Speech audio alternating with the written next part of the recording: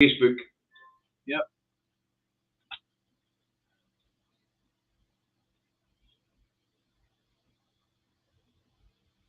Takes a wee minute to come on. Oh, there we go. Sounds off, that's fine. There we go.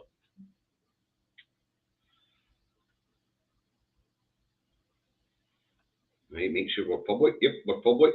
So, anyway, good afternoon, everyone. Welcome. Nice to see a few of you take a seat early. Ackies, don't worry about the Luftwaffe and Jenny's drone. If she's that bad at flying it and she's going to do as much damage as the Luftwaffe, take her for a day out in London.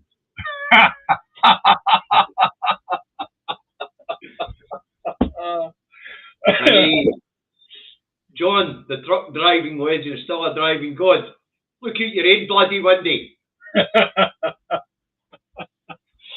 Oh dear. You only come here for the banter, don't you? Oh, of course. Yeah. Anyway, who we got in? Hi, Robert. Hi, Paul. Hi, Christine. Who else we got? With Pet, Mark. First of the Facebookers through the door, Neil McDonald, Jane Loveland. Hi, guys. Lynn. Hi, Lynn. Sandra. I can tell you, guys, Hi, Fiona. Hi, Gary. We've got a decent programme for you today. We really do. Providing we've got our ducks in a row, as it goes. Well done, Dexter. Thank you very much. Yes, I'm feeling a wee bit better. It's a case of good days and bad days, my friend. That's all I can tell you. Right. You know, David. You're being an old fart, David. You know. Excuse me, are these yours?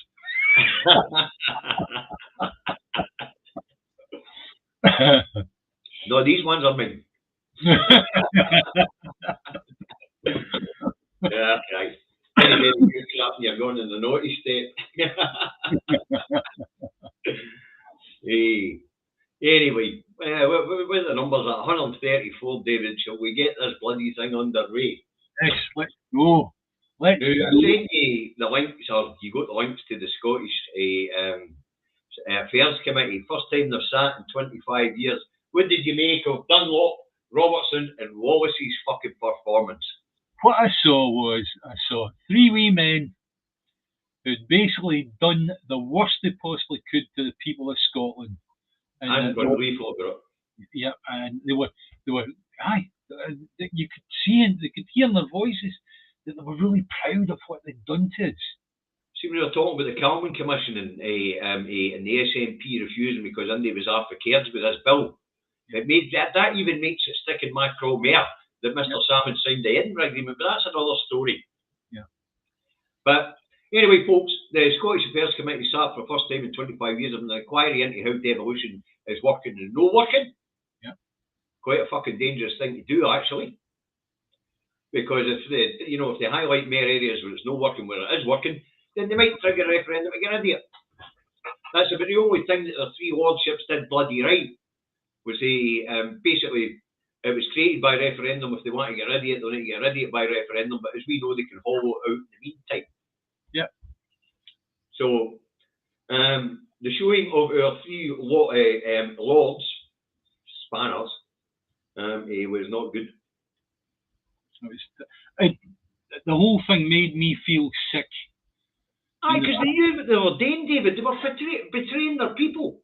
And the fact that this was something that was done to us. Instead of the people of Scotland being taken part on, okay, how do you want this parliament setting up and all the rest of it? Basically, what you had was your Labour Party that were effectively just going, right, that's what you're getting, people of Scotland, we're going to fuck you. And they did. Aye. Oh, aye. It's nothing short of criminal. Really? See that statue of Donald Duro on there at Buchanan Street Steps? Somebody ought to topple that fucking thing for what he did to the people of Scotland. You're right, yes. Because according to Wallace and Robinson, it's like they both had stuff to say about Donald Dewar. And none of it was very, very good in terms of how the thing was set up. And also, they were discussing about whether it was going to be a first past the post or whatever, right? And the idea was that it was going to be a first past the post until I forget if it was Robertson or Wallace that came in with the idea of no, let's have proportional representation. In fact, the Freedom sat there and admitted the fucking thing was designed to stop a majority of any sort. And also, what they did was, now this, to be honest with you, this is even more salacious than I could even imagine. Is they made it a referendum without telling anybody else. They talked about all of a sudden we were going to have a referendum, going to have a double hit referendum, and that meant that whatever they put in place, the only way to get rid of it was through a referendum. Yep. And that was sick. So in other words, they didn't tell the people of Scotland what they were putting in there. Not really. I don't ever remember them telling us what they were putting in there.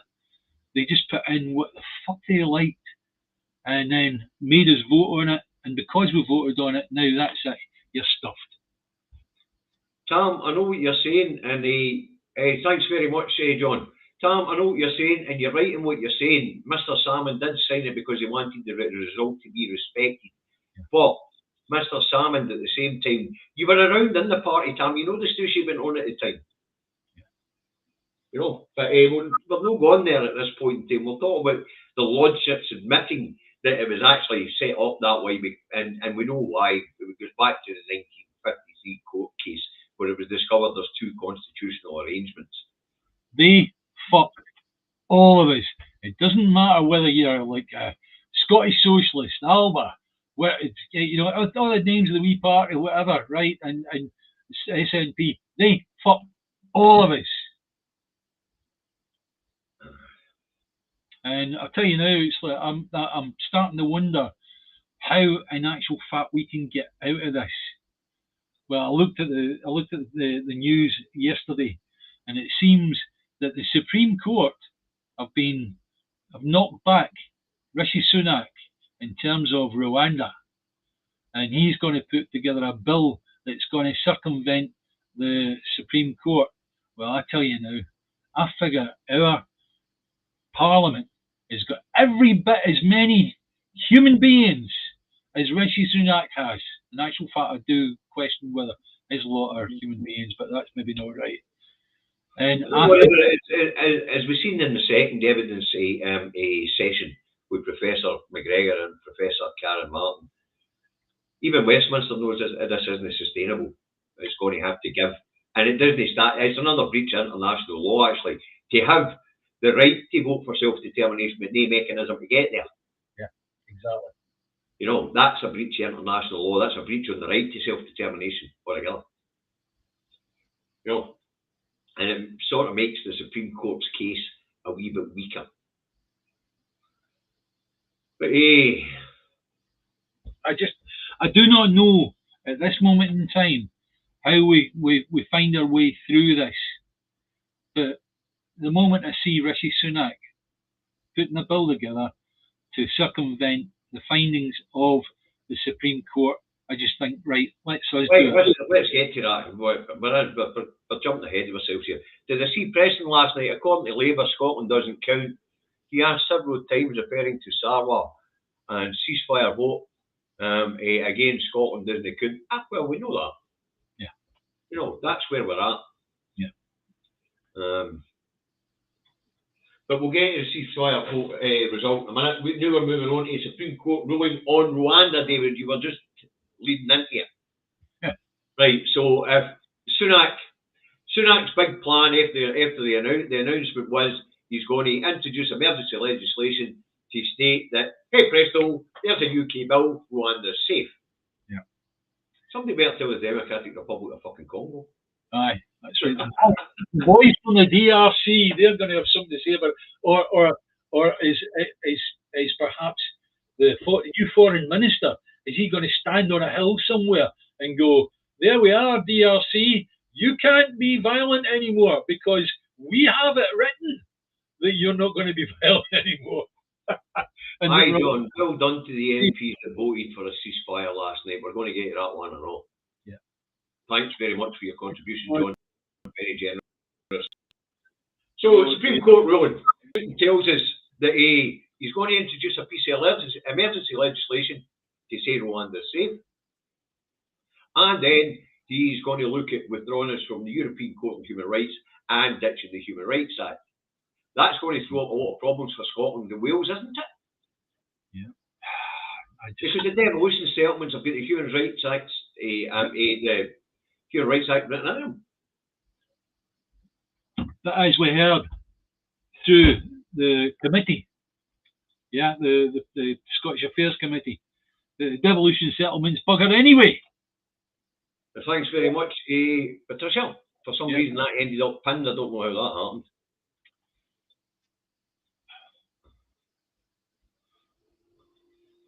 Bloody things went mental on me. Yeah, you were starting to sound like Norman Collier there for a bit. Aye. No, I was just thanking Patricia for her generosity. For some reason I managed to pin her post. I don't know how I did it or how to undo it. The UK government are supposed to respect our right to self-determination. In fact, they are supposed to even promote it. Aye, heard that. Yeah. But anyway, the complications that could come out of ditching the Human Rights Act for the devolved settlements of Scotland and Wales, it basically drives a coach and horses through the devolution settlements. Yeah. The 1998 Scotland Act and whatever the equivalent is for Wales will no longer be fit for purpose. They'll need to be rewritten. Yeah. And that'll put a lot of chaos in the middle. But if they step away from the HMA, the HRA, then at that point our MPs should get up and walk out of that fucking parliament. And just tell them straight. You're not I do agree with that, David. But at the moment, I'm starting to wonder if a few of our MPs are quite enjoying their £80,000 a year, plus any other work they get that's going on behind that. So I think there needs to be a moment within the SNP whereby Stephen Flynn stands up in front of them. Right, guys, are you with me or are you not? You see the ones that are not, get them deselected.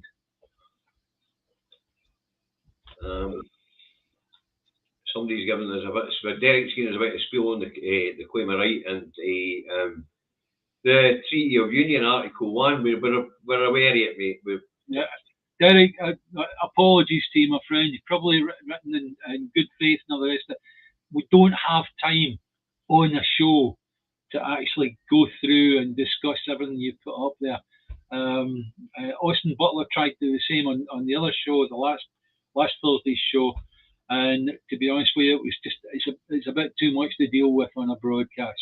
But if you want to contact me or David personally, we'll talk it through with you, and anything you want to say, we'll take in good faith. All right.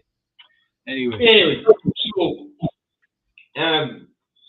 we had the Supreme Court ruling on Rwanda, and I say it's going to kick up all sorts of problems for the Union, and it could well be the one that ends it, hopefully. But let's move on to the SNP's amendment to King's speech, calling for a ceasefire, David. Yeah. Now, we've done the numbers to death. Before the show, you and I had the calculators out and all the rest. It was 293 to 125. And the 293 were against the SNP amendment.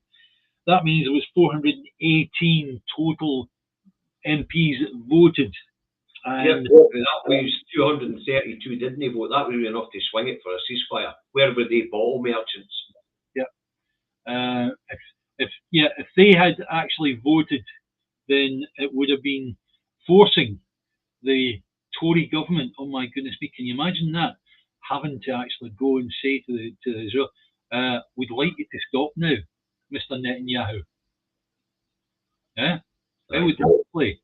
And to Mr. Biden, the President of the United States, Mr. Biden, we'd like you to stop now, because in actual fact, as we know, it's the UNC that are driving the thing. Thank you, Alistair. Very generous. Thank you. But to be found.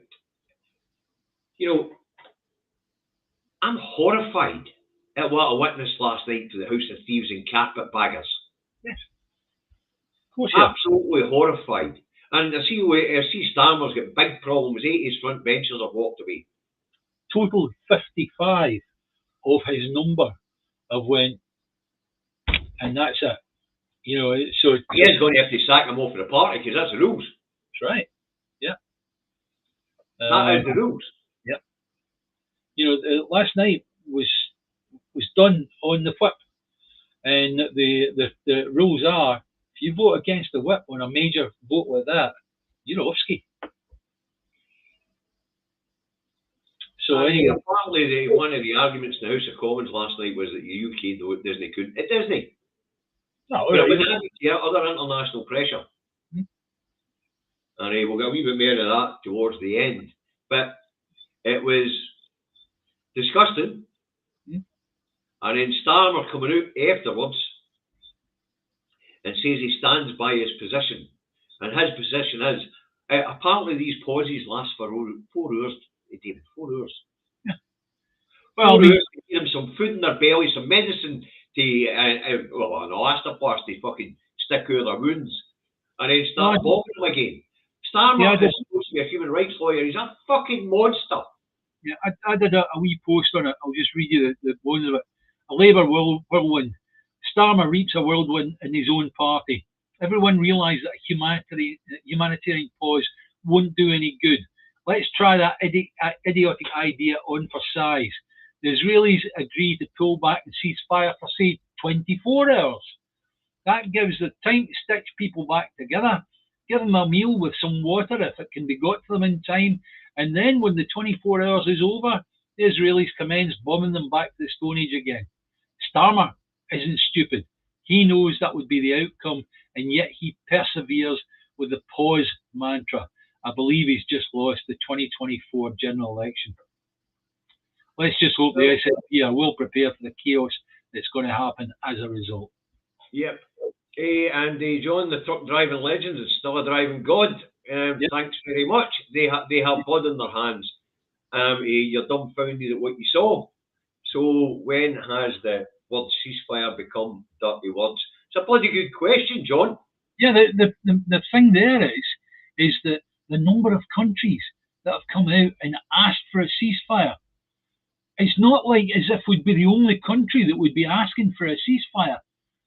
Adding our name to the pile is not a bad thing. Doesn't matter who it would be taken. But we're one of the permanent members of the Security Council who keeps fucking vetoing ceasefires. Yeah, it doesn't matter. Should, you know, if America come out once more with, oh, you are our best partner and all the rest of it, we work with the UK and all the rest of it, load of fucking shite.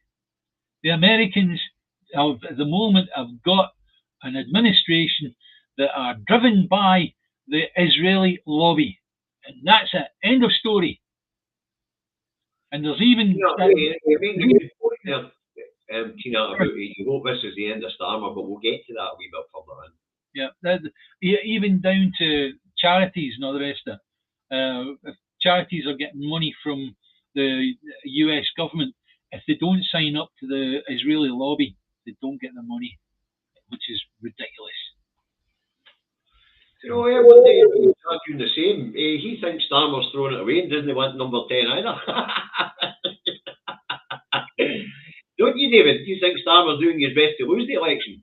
Yeah. I mean, you look at just the bones of this, the vote last night. He knew what was coming down the line. He knew the rumblings within his own party were going to end up whereby it was going to be a rout rather than just a wee bit of a civil war. This is a fucking rout for Starmer. He's going to have to remove the whip. What he did was he skied the pitch up to Scotland and went to a blooming whiskey distillery so that he wasn't there in London to face the press over what had happened to his party. So Scotland, Starmer flies to Scotland after vote until a wee bit further down. I know that, but it seems with the way comments and all the rest that are coming through that's where we are. All right. But So, you know, I have to say that some of the speeches that were given last night, did you see some of them? And then, as I say, Starmer afterwards giving his interview, giving it he's standing by his position.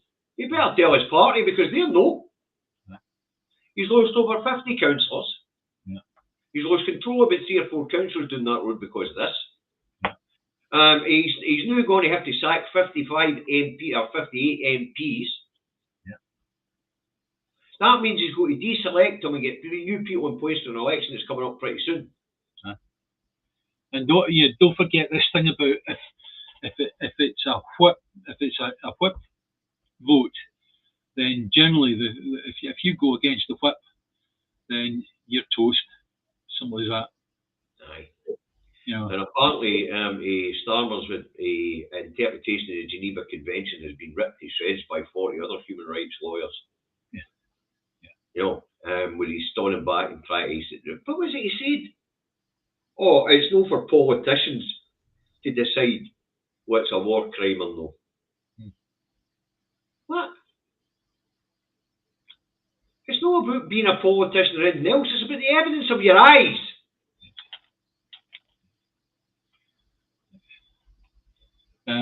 Nathan's put up one there, he says, remember this next year, the Tories will win the majority in the next general election. We have been discussing that ourselves. Don't forget, the idle man in all of this, with regard to England, is the Lib Dems. You could find the Lib Dems end up with quite a sizable chunk of the vote. You might not agree with that. I think the Lib Dems are a waste of time. But imagine that we end up with a Lib Dem government. Ooh. Well, I could see there being a huge green contingency as well down that road. Think of the number of people that would be wearing socks with sandals. Aye. Aye. And all of a sudden, salad would be in great supply again. Yep, exactly. But I mean, what we're really seeing down that road is both parties are ripping themselves to bits for different reasons. You know, the idea that there could be any stable government anytime soon is pie in the fucking sky when you look at Starmer and Sunak. Guys, I would like to see the Greens in England take the lead. But to be honest with you, they're not going to. It's not going to happen. They might win a lot of the left wingers and the Muslim vote now, but yeah, but to be honest with you, the Greens don't have anywhere near the following that the Lib Dems have got. Lib Dems don't have anywhere near the following that the Labour and Tory have got. But at the same time, if Labour and Tory are doing their best to not get elected at the next general election, oh my goodness me. It looks as if Starmer doesn't want a job. No, but because he's going out his way to get the boot as party leader. Isn't I see in the press that Humza wrote to Sarwar about that vote last night and urged him to get Starmer to change his mind. Apparently getting no reply. Yeah. You know. Oh well. It's up to 10 shadow cabinet ministers now, is it? I don't know what the mechanism is to call a leadership election in the Labour Party, but I think the unions have still got a dog in the fight, as well as the Parliamentary Labour Party, the members who can call for let's revisit the leader. That's very true, Stephen. Starmer was fast in calling out Russia for war crimes. Yeah. And as far as I can see, Israel's doing worse. They're using white phosphorus. No, used. In actual fact, can I add a wee bit of sense to that one, right? Starmer was asked about the Israeli actions on Gaza. And what he did what a politician of his sort would. He answered that Russia and Ukraine, and he was able to deal with that no problem, was say that Putin was doing this and he committing war crimes against Ukraine, right? Instead of answering the direct question. And the reason he couldn't answer the direct question is because that would be a criticism of the Israeli government. And for doing that with the Parliamentary Labour Party rules, he would be removed from the party forthwith, same as Corbyn was.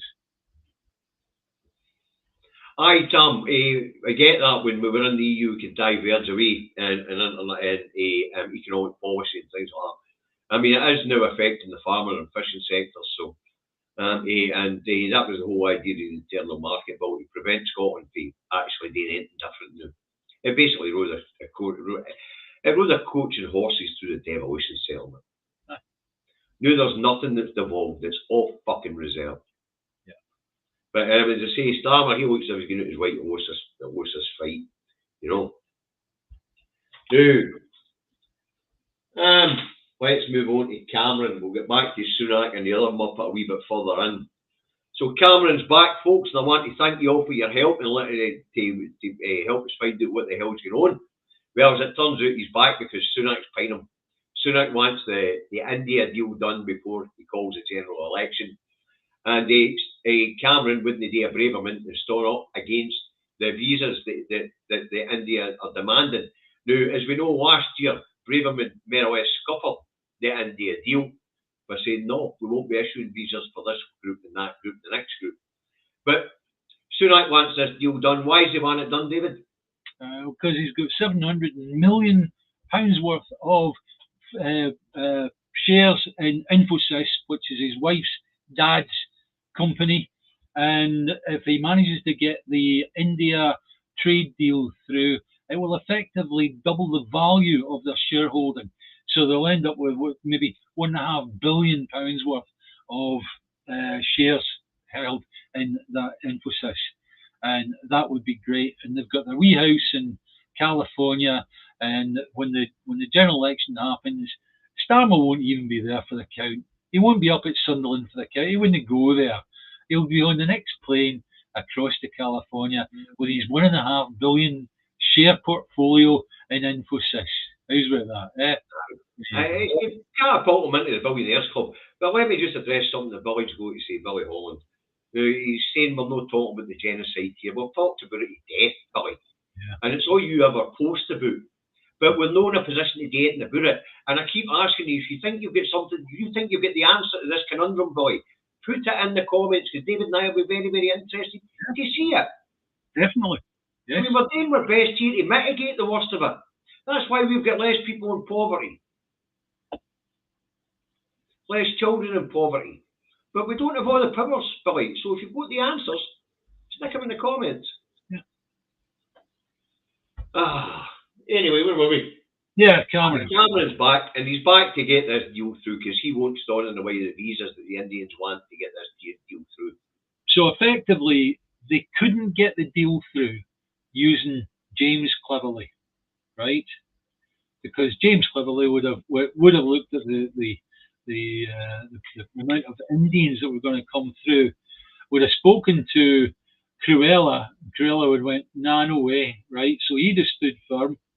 Yeah. Effectively, what he's done is he's bounced Cleverly to the side, made him the Home Office Minister, and then David Cameron, my goodness me, and he came stage left, and they made him up to a life peer and gave him the job of the Foreign Affairs Secretary. Now, as Foreign Affairs Secretary, all he needed to do was fill his pockets, or maybe even he's going to end up with a chunk of Infosys shares himself. Well, you know, David, that in the post asked the viewers who were very helpful, sent me a lot of different potential reasons that Cameron's back. One of them being, of course, he was the architect of Billy's genocide that he's talking about. Yeah. It's all right. Hang on a second. Paul, it's all right. I know what a father-in-law is. I've got one. All right. It's just the way it came out. It's my syntax. I do apologise for that. All right. Anyway. But thanks very much again, John. Chris, you'll be skint if you keep this up, John. But thanks, your generosity is marvellous. I see that the pigs are putting on their glad rags and standing outside Downing Street to seduce Cameron. Aye, one of the reasons he was back, according to one of your reviewers, was that he'd heard about Truss's pork markets. Ah, dear. But anyway, that's why he's back. We said find his backers. And Yeah, what we've missed out on is, the first act that he did. You'd think, well, he's a Foreign Office Minister. He would go and speak to a high agent in the EU, European Parliament, or he would go and speak to somebody in Israel to yet again say that, yeah, we defend your right to defend yourself and all the rest of it. No. Who's he going to see first out the bat? The Foreign Affairs Secretary for the Indian government. His the Foreign Minister for India, that's right. And that was before he was announced as Home Secretary. Correct. That was a day before he was announced. Yeah.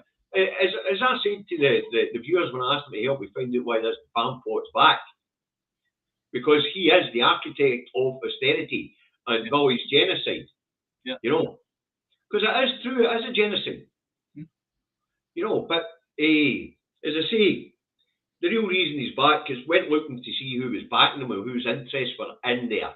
And guess whose name was first out the fucking chute? Mr. Sunak's. Yeah. Unbelievable. But as I said in that wee broadcast, Dodgy Dave doesn't do nothing for nothing. There has to be something in it for him. Look at Greenshill. Yeah. I mean, there was millions in it for him to lobby the Bank of England and the Treasury. The company got away with several billions that were given to them, and he made $3.5 million out of it. And maybe he made something off of that, something else off of that few billions that they got out of the Treasury before the company went pop. 300 million go in the Treasury. 300 million. The Bank of England didn't give them the $5 billion they were asking for. And yes, Mark, that could be something to do with it as well. The China Belt Road, the Silk Road opened back up again, and as we know, they want to cut a new canal right across and run a pipeline as well, all the way through all the oil-bearing nations and gas-bearing nations of the Middle East, through into the Mediterranean and Syria, or in Gaza. We're aware that could be another reason why he's back. But as I say, when I went looking for who was behind them coming back, emphasis was right there. Yeah. And that pegs it right at Sunak's door. There's a piece of information that we've managed to do a wee bit of research on, which is rather interesting. And David and I were discussing it before the program. Is that it seems Turkey have gone in and sent 40 vehicles to Gaza, and they're actually in Gaza, and they have threatened the Israelis that if any of these vehicles or personnel are hit, that Turkey will consider it as an act of war, and they will take on Israel personally. Thanks, John. Piggies are looking to Cameron to ban bacon. Now, I know on these 40 ambulances, and apparently the ambulances were carrying equipment to set up field hospitals. And Erdogan has told them, any of my soldiers even so much as see a fucking gun, and we're going to declare war on you. Yeah. Very interesting turn of events. I know there's a US flotilla floating about at that end of the Mediterranean. They've been bombing the hell out of the big deep terminal in Syria, the big deep oil terminal in Syria, where the end of the Silk Road is. So I don't know if they're ready to actually back her along to that side of the Mediterranean and take issue with the Turks. You can imagine the Turkish military are quite powerful. There's a lot of them, and they're well armed. So that's to me, looking at it, that is a serious threat. I mean, as we know from the reports we were reading, David, that the Turkish people are also protesting outside NATO. bases in Turkey. And remember, Turkey's part of NATO. Yeah. Yeah. You know? So, that's going to do things a wee bit weird, isn't it? Mm. If the Israelis even so much as launch a strike on one of the ambulances, Turkey's going to go to war. And guess who's going to come to their aid? The rest of the NATO countries as part of the pact. Yeah, but the thing is, everybody would look at America and go, well, you've got your flotilla there. Right. Yeah, you know. No, sorry, Turkey's no NATO. It allows NATO bases on its soil. Yeah. Apparently. I thought they were. I thought Turkey was a part of NATO. So did that. Obviously, we're wrong. Easy done. Is Turkey a part of NATO?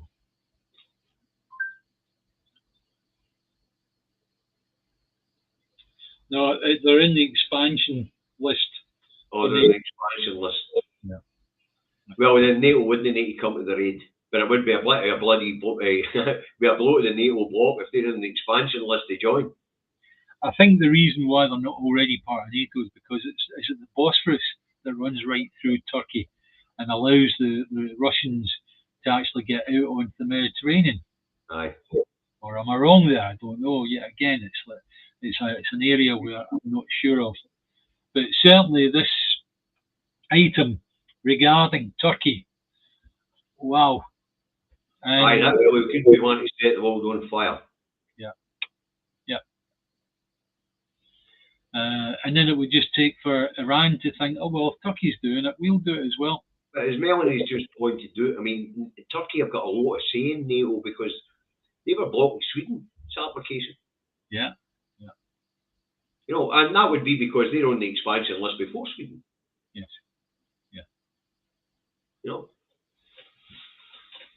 Yeah, but the reason Sweden... According to wikis, Stephen Charlton's went and had a look, and she's saying according to wikis, if we can get it up.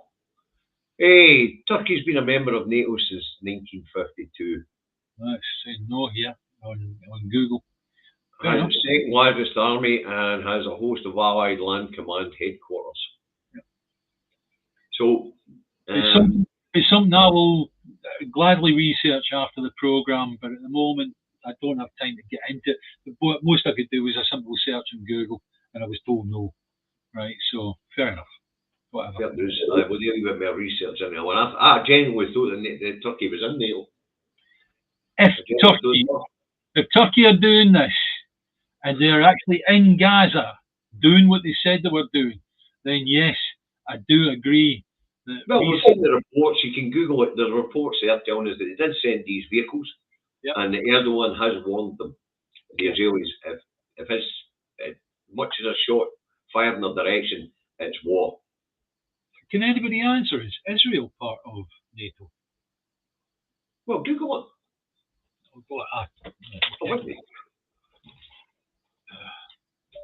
Is Israel part of NATO?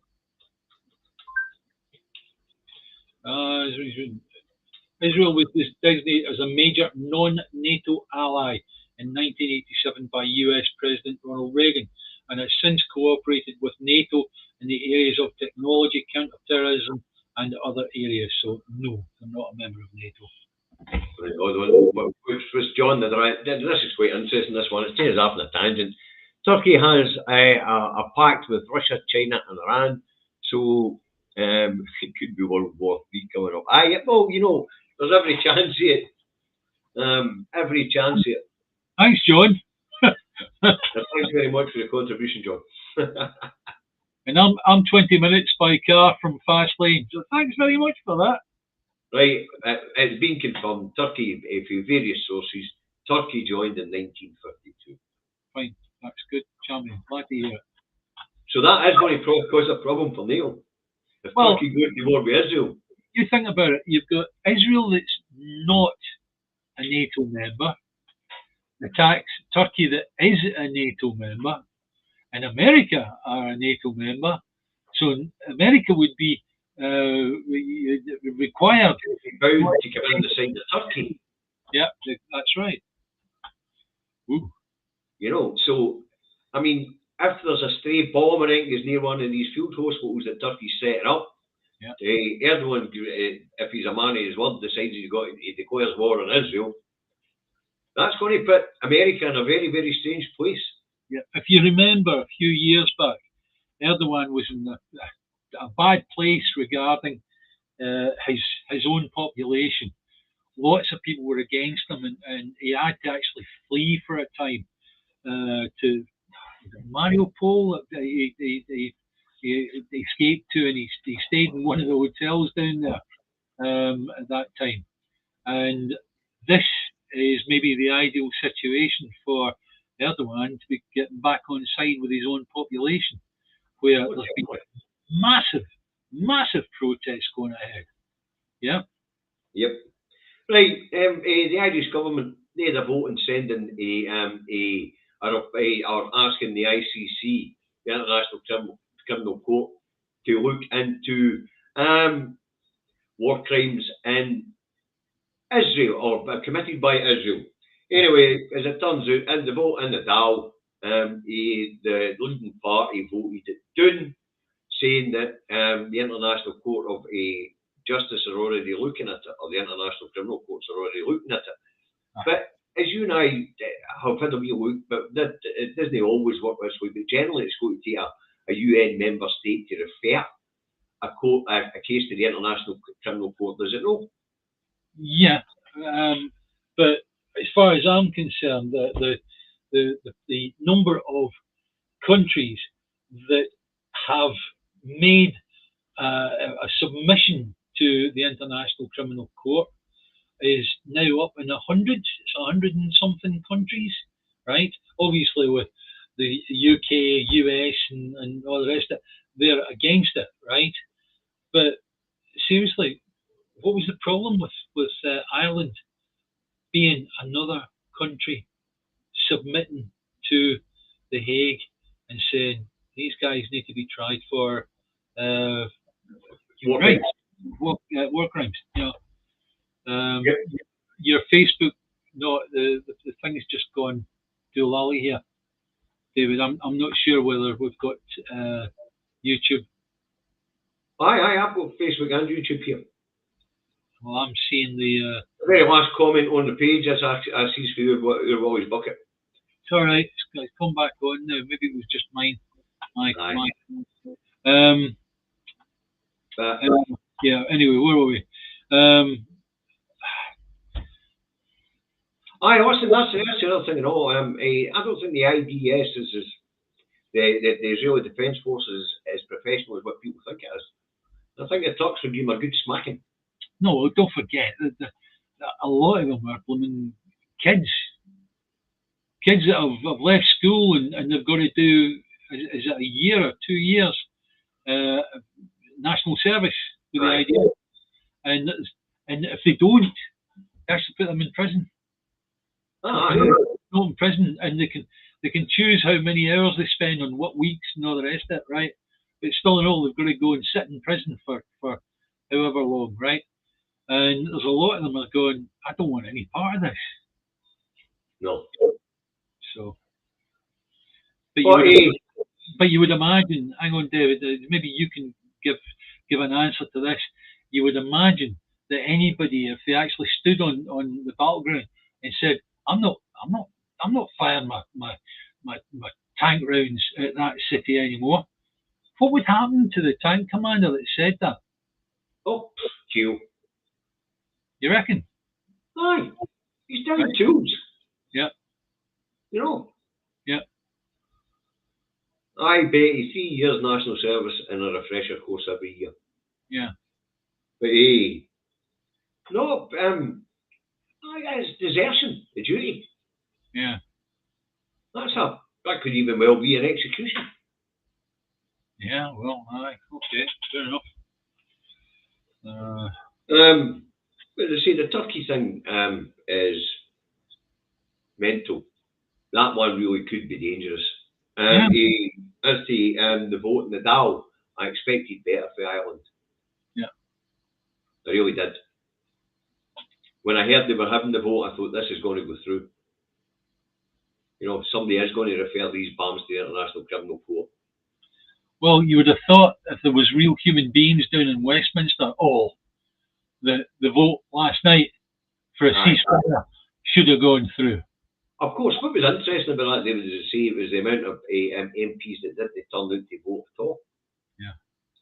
232. That's right. You know, that is interesting. Sat in their hands. Sat in their hands. And after they'd sat in their hands, these MPs, with the Starmer Day, he ran up to Scotland to have a wee gab with the whisky industry, did you know? Yeah, well, in actual fact, that brings us a segue, as we say, really, right? Exactly what we're going to talk about now. Starmer escaped up to Scotland. Where are we?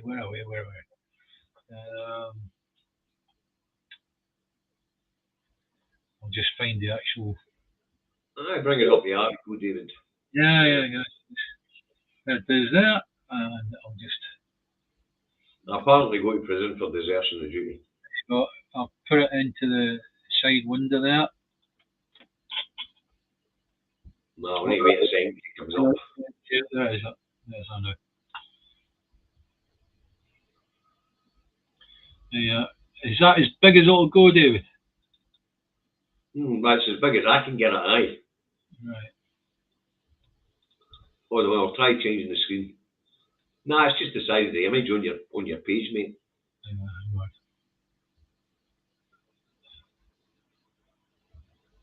Hang on, David. Hang on. I just need to put that back up again. There's that. Right. What I'm going to do is I'll read you some of it. It's very, very simple. Starmer condemns unforgivable trade policy on visit to whisky distillery. Now, don't forget, literally hours before, he's had the blooming scalping of his life by his own MPs. This was the reap a whirlwind moment for the Labour Party, right? And Sir Keir Starmer attacked the UK government's unforgivable trade strategy during a visit to a Scottish distillery. Sir Keir travelled north of the border just hours after a revolt within his own party over a ceasefire in Gaza resulted in the resignation of 8 of his frontbenchers. The Labour leader highlighted what he described as the failure of the UK government. So remember, this is Keir Starmer realising that the press in and around about London are going to be at his throat immediately over what's happened. And he ran up to blooming Scotland to try and get away from it. So he had to make some kind of a statement, right? But the statement actually made me shiver a bit. Labour leader highlighted what he described as the failure of the UK government to negotiate a trade deal with India, a key exporter for Scotch whisky. Now, we know fine well that trade deal for India is going to do nothing for the whisky industry in Scotland. However, we know fine well that we now have a Foreign Office Minister called Lord David Cameron, and he's going to give India everything they want just to get a trade deal, right? But what's interesting about this bit about Starmer and the trade with India type thing and having a kick at the Tories to divert attention from what happened last night. When you get right down to it, Starmer only wants to promote the whisky industry for revenues for that bloody place down the road. Yeah. You know? Yep. I mean, look at the tax on the whisky industry, for Christ's sake. 75%. Yep. 75%. You couldn't make it up. You know, you're talking like a 20 quid bottle of whiskey. £15 of that is tax. Tax, aye. But, unbelievable.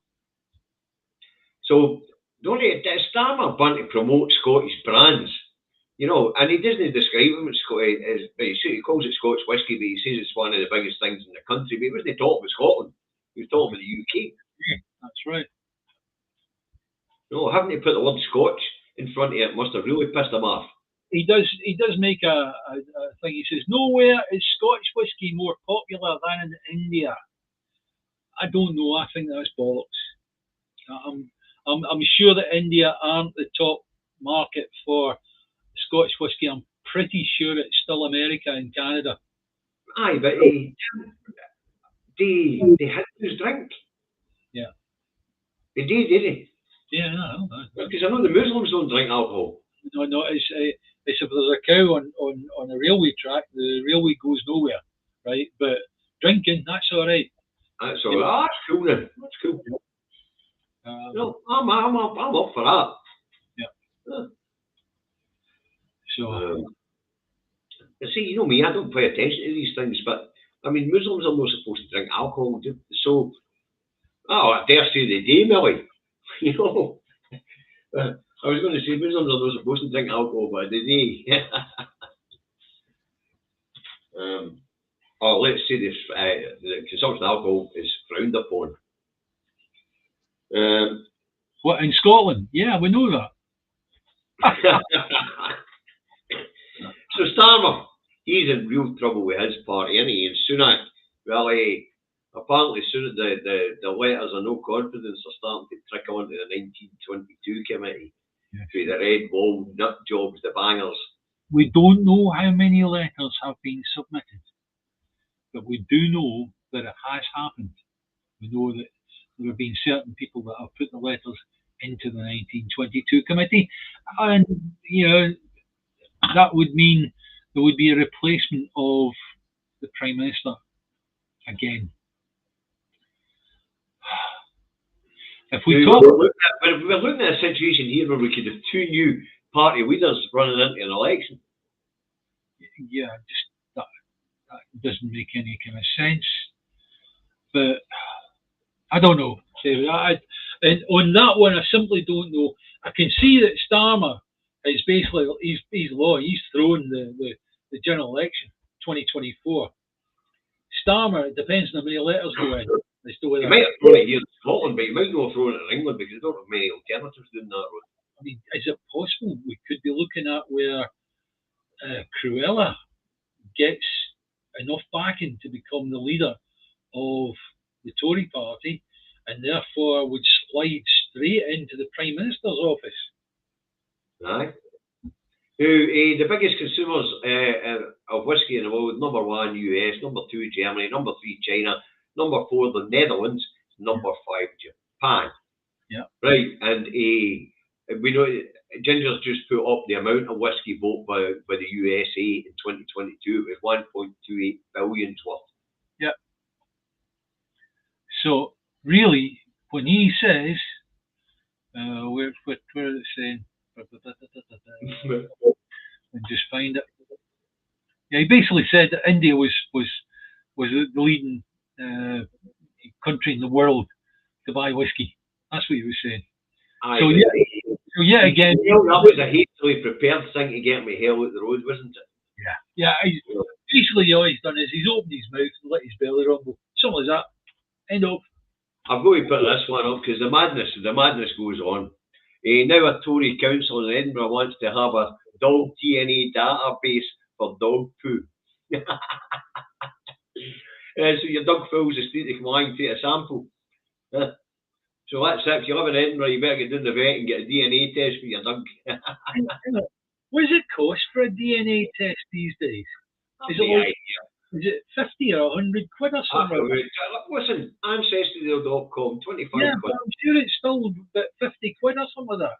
Yeah. And they're going to go about doing DNA tests on dogs. No. Chris is asking, what's the chance of David Cameron coming back as an English PM? Well, it's possible it could happen. They would need to find them a really, really easy area to win, a seat to win. But it didn't even go. Listen, he could be appointed. He could become the head of the party and be appointed by the party's members of law. I think as Prime Minister, it wouldn't be looked on well by. No, but it's been done before. Yeah, it has been done before, and we're seeing some really archaic stuff being dragged out down that road. Yeah. You know. Go on, when did it happen? Neil McDonald was telling us a DNA test is 50 quid in Ancestry. 50 quid a dog. Brilliant. There we go. Oh, well done, Tom. You get a ticket for the Norway game. Yeah. So, but let's get back to serious business here, David. With the carry on with Starmer and the Labour Party, and Sunak and the Tory Party, I mean, there's no stability in UK politics anytime fucking soon. The UK's fucked. It's like, and it's ripping itself apart from the inside out. I know we try to slice this up and be dead forensic and what we actually find out and all the rest of it, right? But the UK is fucked. And there's nothing else you can say about it. David, as you know, I studied the end of empires and how they implode when they lose their empire and they shrink. Eventually, it's the people at the core of that empire, meaning the English people, who will end up ripping what's left to bits. The reason why, I've already stated, is Brexit and this recession comes in and things gets harder and harder and harder in the next few years. They've been programmed to think we're subsidised. They're going to turn on us and the Welsh people. Yeah, I know. But as I say, let's get back to the realpolitik of it. We've got the Tory party ripping itself to bits. We've got the Labour Party losing its soul and ripping itself to bits. Things are not looking good. Well, I'm an engineer, right? And I look at things and I go, oh, that amplifier, that's beyond economic repair. That means it would cost far more to fix that amplifier than it would be to go out and buy a new one, right? Okay, so I look at it from the point of view the UK is beyond any form of economic repair. When you're talking like over 100% debt to GDP ratio, with a public debt of, 2.8 trillion. And then on top of it, there's other stuff that goes on top of that. Oh, there's a private debt goes on top of it and all, like people's mortgages and things like that. Yeah. So therefore, you've got to look at it from the point of view of, is the UK savable? No, it's not. And the best idea is just break it back up into its individual components and let the people in each part get on and do the best they can. The people of England will manage to deal with this, but they need to get rid of the Tories and they need to get rid of Labour. The old duopoly. And start again, David. Yeah, that's right. For the criminal cabal with the crown, all the way to the ground. Oh, yeah. All needs to be dismantled. No, that's a given. The crown's got to go. Your big ears is all he's done is he's held up a pyramid of power that fucks people left, right, and centre, right? And it's like, let that go, and then that gives people a chance to get on. But as I say... Oh, by the way, Andrew Kelly's put up a nice, interesting wee number. There's 1 million men and women, obviously, in the Turkish army. Wow. That's a big... what's the British Army numbers at the moment, David? You usually keep that in the back of your head. 82,668. Oh, and a half. No. The budget didn't get any, it was too wee. So, therefore, you're talking the Turkish army are... Well, by the way, I should caveat with it is to be reduced to 76,000. So at the moment, natural wastage is how they're doing it. So you're talking about the Turkish army are 14 times what the British army are going to be. My goodness me. And we're always buckets says, we're doomed, I tell ye. Yeah. Well, listen, that's what happens when inbreds keep getting put into Parliament. Yeah. Well, I tell you what, see if it all goes sideways, I'm going to form Dad's army. And it's like, I'll get you good quality broom handles. Right, that crap stuff.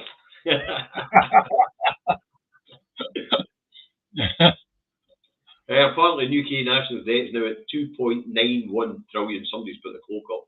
Yeah, very good.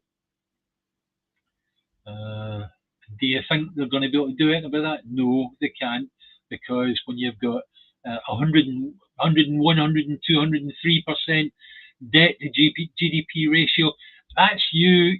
You've got your credit card. You earn 1,400 a month.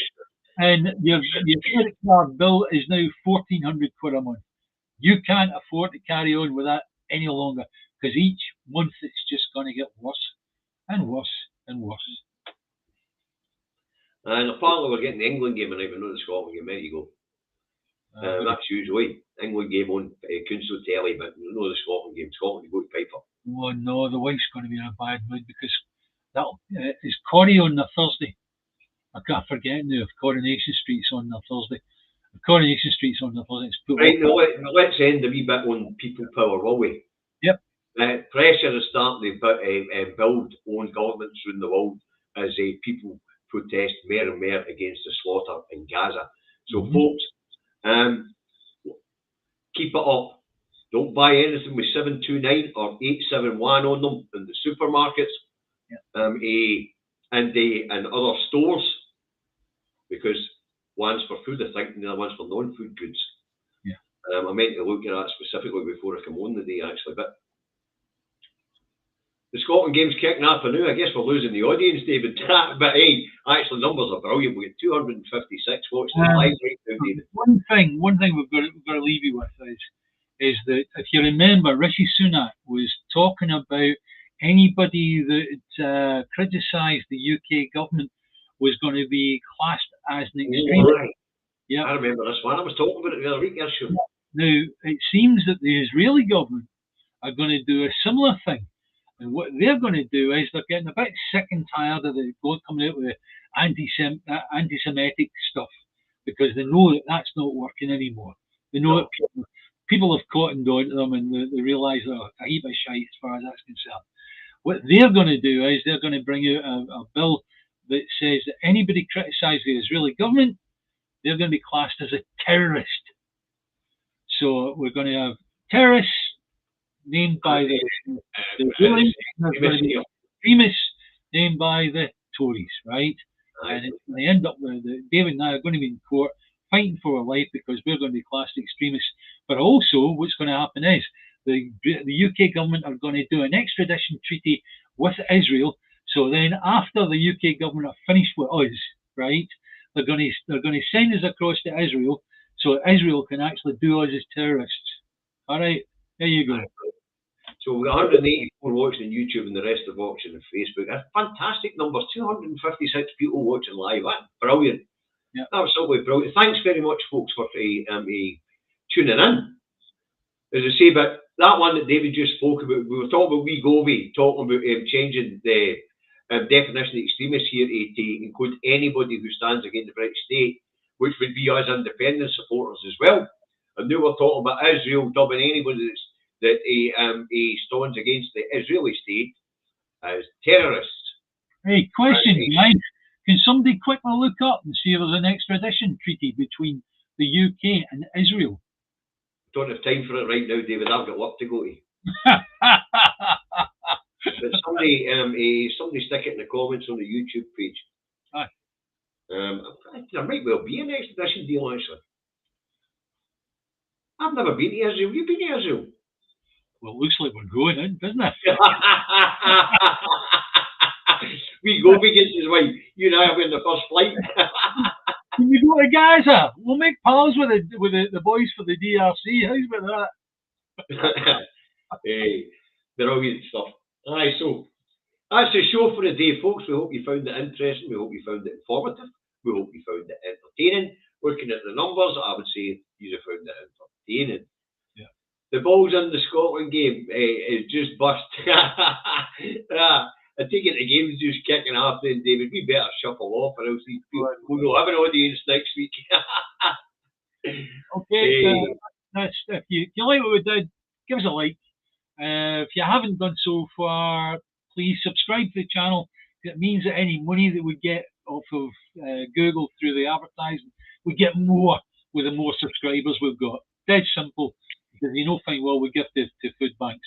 So there you go. So please subscribe if you can, please. It's dead simple. We just need your email address, and that's it. And it goes through subscription. All right. We'll be back on Monday. We'll be back on Monday at 2 p.m. unless the old codger's knackered again. Then it'll just be me. Who you pointing to? You were pointing that way. Well, I meant to point that way. That just leaves one thing left to do, David. Right, bye, Davey. Bye, guys. Thanks for watching again. Lovely.